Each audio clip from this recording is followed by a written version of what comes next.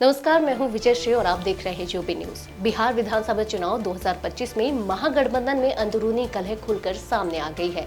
सहयोगी दलों के बीच तालमेल की कमी और आपसी अविश्वास के कारण 13 सीटों पर महागठबंधन के ही प्रत्याशी एक दूसरे के खिलाफ चुनाव लड़ते नजर आएंगे। सोमवार को नामांकन की अंतिम तारीख के साथ ही सीटों का बंटवारा भी सार्वजनिक हो गया। हालांकि राजद, कांग्रेस और वाम दलों ने साझा मंच से उम्मीदवारों की घोषणा की बजाय अलग अलग सूची जारी की, जिससे गठबंधन की एकता पर सवाल खड़े हो गए हैं। राजद ने 143 सीटों पर उम्मीदवार उतारे हैं, जबकि कांग्रेस को 61 सीटें मिली हैं। वाम दलों में भाकपा माले 20, भाकपा 9, माकपा 6 सीटों पर चुनाव लड़ रही है। वीआईपी को 9 सीटें मिली हैं, लेकिन उसने 15 उम्मीदवार उतार दिए हैं।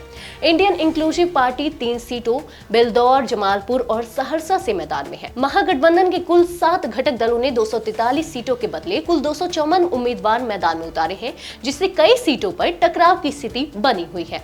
जिन 13 सीटों पर गठबंधन के प्रत्याशी आमने सामने हैं, उनमें वैशाली, कलहगांव, नरकटियागंज, सिकंदरा, वारिसलीगंज और सुल्तानगंज प्रमुख है, जहां राजद और कांग्रेस आमने सामने हैं।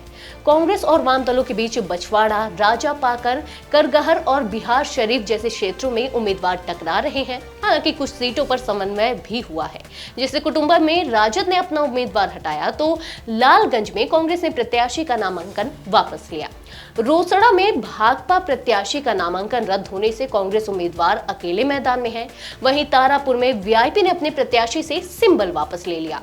सीट बंटवारे की खींचतान के बीच कांग्रेस को उम्मीद से कम सीटें 61 ही मिली, जबकि वह 70 की मांग पर अड़ी थी। महागठबंधन में मतभेद को देखते हुए कांग्रेस ने डैमेज कंट्रोल की कोशिश शुरू कर दी है। पार्टी आलाकमान ने वरिष्ठ नेता अशोक गहलोत को पटना भेजने का निर्णय लिया है। वे बुधवार को राजद नेता तेजस्वी यादव और संभवतः लालू यादव से भी मुलाकात कर रहे हैं। 23 अक्टूबर को पटना में महागठबंधन की साझा प्रेस कॉन्फ्रेंस प्रस्तावित है, जहां एकता का संदेश देने की कोशिश की जाएगी। लेकिन विश्लेषकों का मानना है कि उम्मीदवार चयन और सीट बंटवारे की असहमति चुनावी नतीजों को प्रभावित कर सकती है। वहीं एनडीए ने पहले ही सभी सीटों पर प्रत्याशी घोषित कर दिया है, जिससे वह एकजुट और तैयार दिख रहा है। आज के लिए बस इतना ही। अगर आपके इलाके में कोई समस्या है तो आप चुप मत रहिए, अपनी शिकायत हमें भेजिए। यूबी न्यूज आपकी आवाज को जिम्मेदारों तक पहुंचाएगा, निष्पक्षता और गोपनीयता के साथ। यूबी न्यूज, जनता की आवाज, जनता की ताकत।